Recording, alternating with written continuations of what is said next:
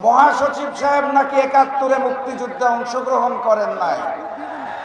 দুষ্ট লোকেরা তাইও বলছেন ওনার পিতা নাকি ৭১-এর কুখ্যাত রাজাকার ছিল।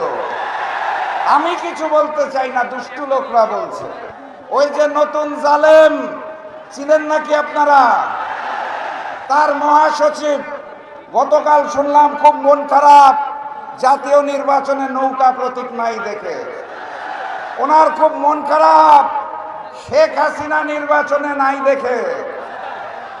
এবং উনি বলতে চায় জামাত খুব খারাপ, কারণ ৭১-এ নাকি অনেক কিছু করেছে।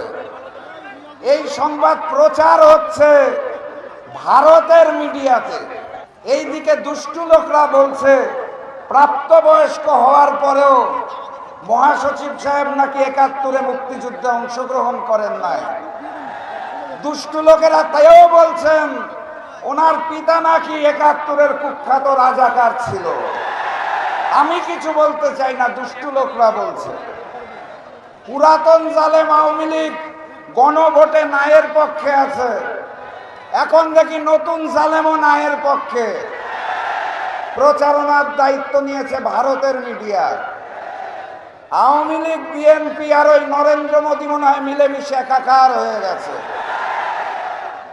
আমি স্পষ্ট ভাষায় বলতে চাই, ঐক্যবদ্ধ বাংলাদেশ যদি দেখতে চান তাহলে এই মঞ্চের দিকে তাকান, এই খুলনার দিকে তাকান, যেখানে হিন্দু মুসলমান মিলেমিশে একাকার হয়ে গেছে।